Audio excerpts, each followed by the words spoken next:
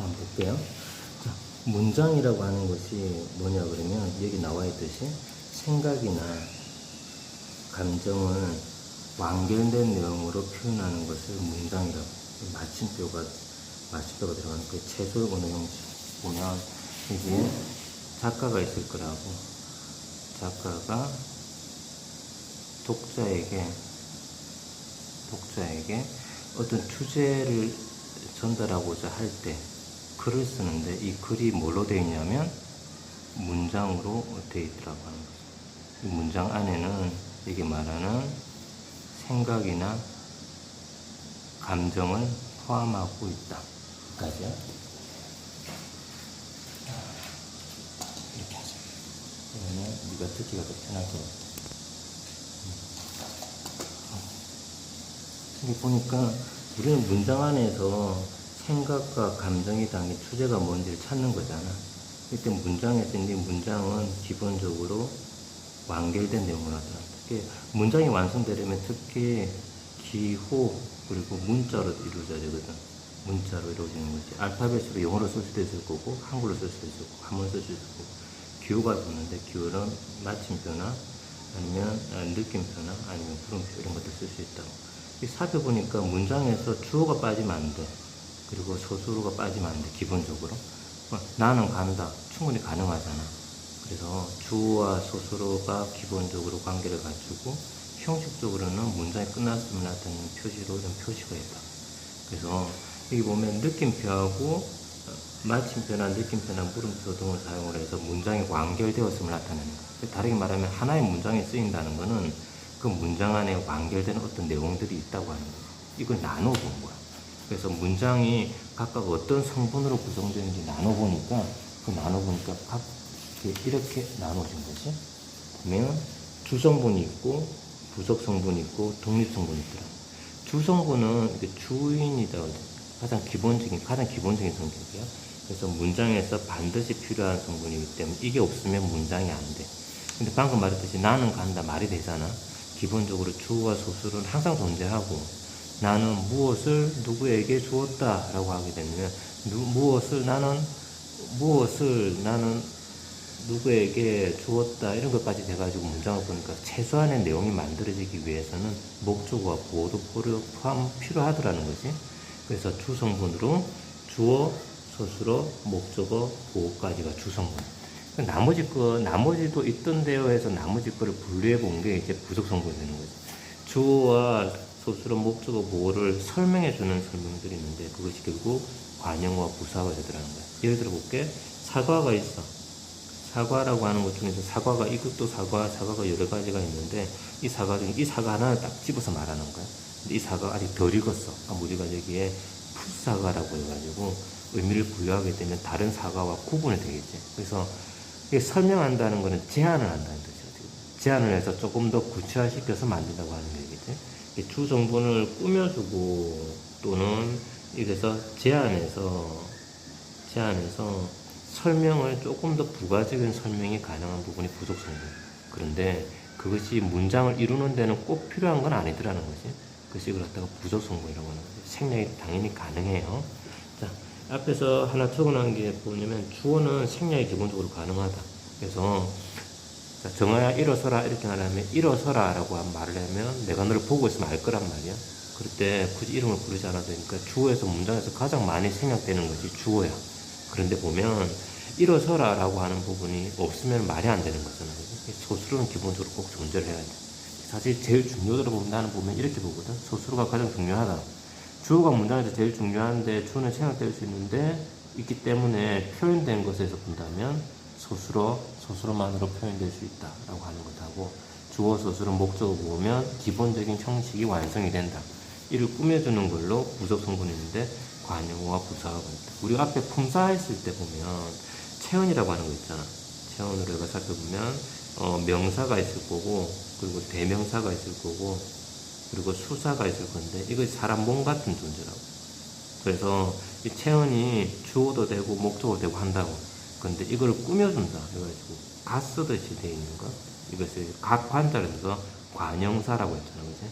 그래서 관형사의 역할을 하는 말이 있는데 이걸 우리 관형어라고 하고 이 뒤에 동사 아니면 동사나 형용사 같은 부분, 이걸 용언이라고 그러는데, 용언은 쓸 용자를 써서 체온을 꾸며주는, 체온을 설명해주고, 아니면 체온의 상태나 모양을 설명해주는 말인데, 이것을 설명할 때는 부가적으로 쓴다고 해서 부사라고 했거든. 그래서 관형, 부사, 어는 전부 다 부속 성분으로 이걸 꾸며주든가, 이걸 꾸며주든가, 이걸 꾸며준다, 이걸 꾸며주든가.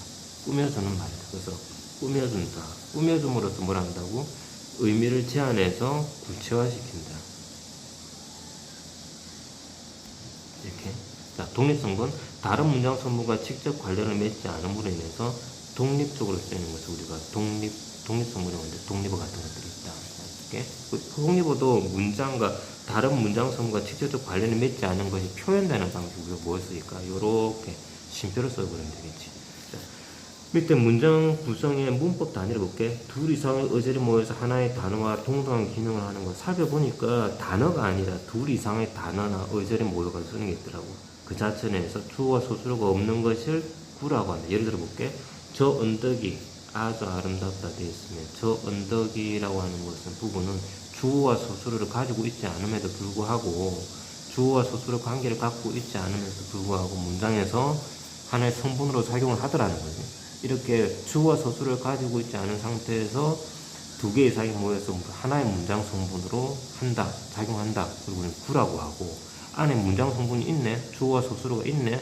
우리는 이걸 구와 절을 나누어서 이걸 우리가 절이라고 한다. 이건 결국 이 안에서 문장 성분으로 작용을 하는 거야. 주어 소수를 관계. 나는 봄이 오기를 기다리고 있다. 나는 문장이 완성된다고 기다리고 있다. 문장은 되는데 완전한 문장이 아니잖아. 여기 하나 포함됐다고. 봄이 오기를. 살펴보니까 봄이 오기를은 봄이 온다라고 하는 것을 이 안에 끼잡는 거잖아. 봄하고 이게 봄이 온다라고 하는 부분도 주어 소수로가 관계가 있는 것을 절이라고 하고 그렇지 않은 것을 구라고 한다. 자, 이걸 바탕으로 우리가 설명을 하는 거거든. 예를 들어서 볼게. 이어진 문장이 있어. 자, 이어진 문장을 예를 한번 들어볼까? 나는 가고 그는 온다. 이어진 문장이잖아. 어떤 하나가 포함되지 않은 상태잖아.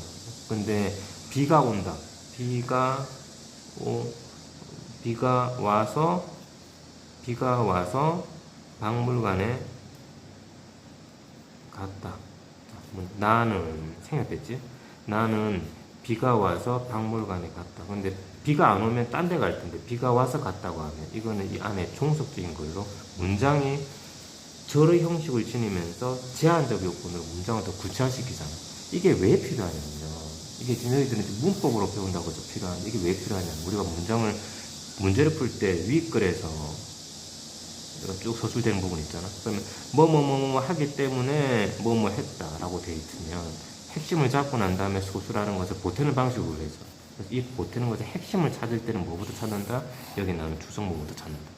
그러고 난 다음에 부속 성분이 맞는지 안 맞는지를 찾는 방식입니다. 윗글에서 적절한 것을 하면 기본적으로 주성분이 맞는지 보고 그리고 부속 성분이 맞는지 보고 여기 보면 독립성분이 따로 빠지겠지. 이렇게 보면 주성분이 맞는 걸 보고 난 다음에 그 항목이 있다? 그럼 그 항목에 대한 설명으로 부속 성분이 맞는지를 본다. 우리가 독서 지문에서 이런 거 보잖아. 독서 지문에서 보고 윗글에서 설명된 것으로 적절한 것을 막기 위해서는 기본적으로 주성분의 내용이 같아야 되겠지. 그리고 주성분을 꾸며주는 내용이 같아야 되겠지. 주성분만으로 풀 수 있는 것은 우리가 볼 때 정말 물수능 이렇게 말하는 쉬운 문장이 나오는 거고 부속 성분까지 해가지고 본문에서 찾아서 단위로 나오는 것은 우리가 조금 불수능 이렇게 문제가 나온 거예요. 아까 말대로 문장에 쪼갰는데 나는 평소에는 학교로 가는데 비가 온 날은 학교에서 매번 박물관에서 수업을 했다라고 돼 있으면 자 위에서 그가 박물관으로 간 이유로 적절한 것을 하게 되면 말 그대로 앞에 있는 문장에서 부속 성분의 내용을 찾는 게 되는 거예요. 그래서 문장의 지문을 읽을 때는 주성분을 찾아서 확립시키고 난 다음에 부속 성분을 읽는 습관이 들으면 문제를 보고 나서 우리 보통 문제 풀 때 맨 처음에 문제를 보고 본문에서 뭘 찾은지를 확인하잖아. 그러고 나서 문제에서 그 항목이 맞는지 적절성 여부를 판단하잖아. 이럴 때 문제를 볼 때 주성분으로 뭘 찾으면 되는가 싶어서 단어를 찾고 이 단어 어디 갔다 왔다 뭐 했다 그런 이 단어가 쓰인 행동의 이유를 찾으면서 적절성을 판단하면 독서는 진짜 점수 주는 문제거든.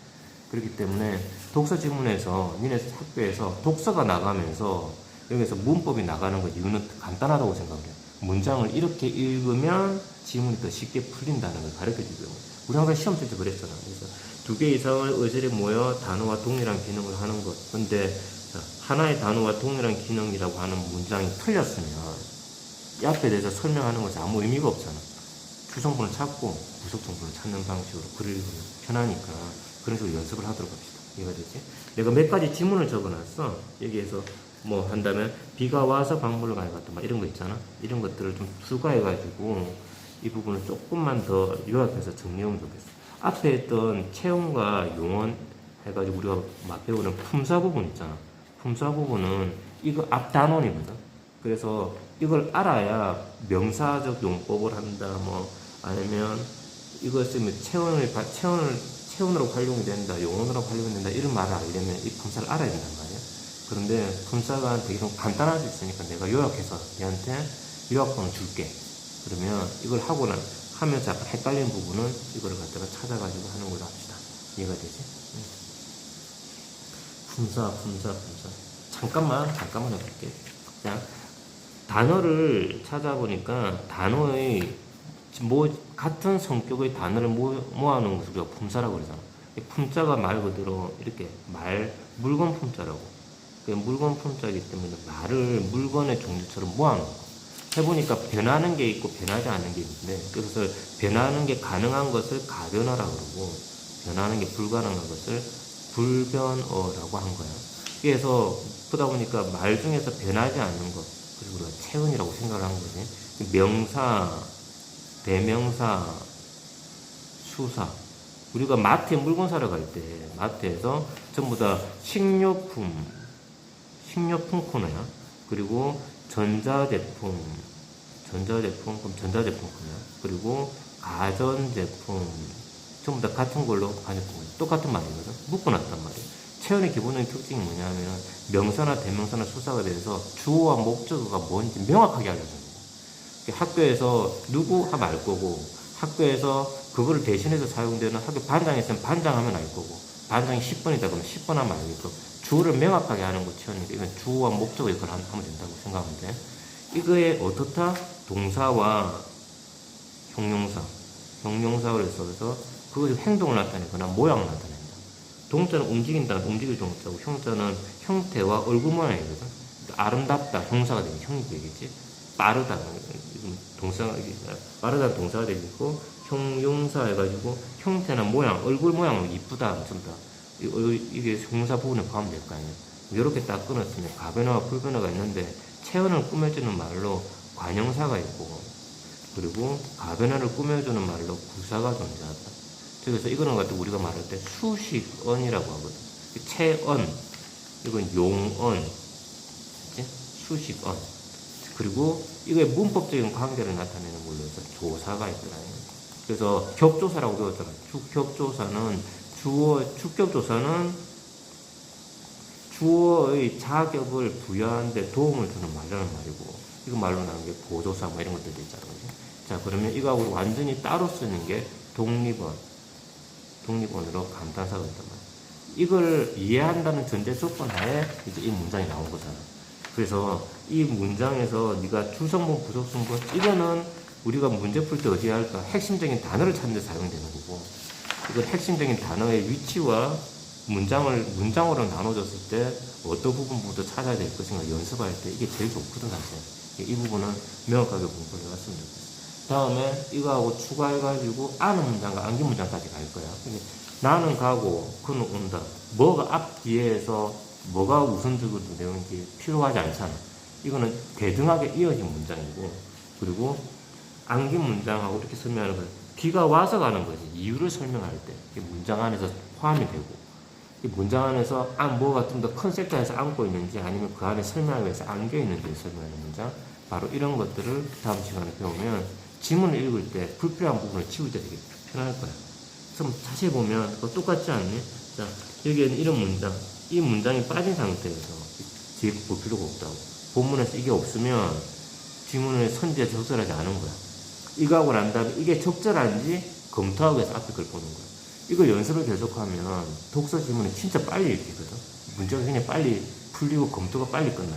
그러니까 이런 식으로 이거 딱 근거를 이게 있는지 없는지 살펴보고 이것이 적절한지 이것이 근거가 맞는지 살펴보고 둘 다 맞다면 적절한 거고 그렇지 않으면 적절하지 않은 거다 이렇게 찾을 수 있는 요령이 되는 거니까 이거는 꼼꼼하게 공부하기다.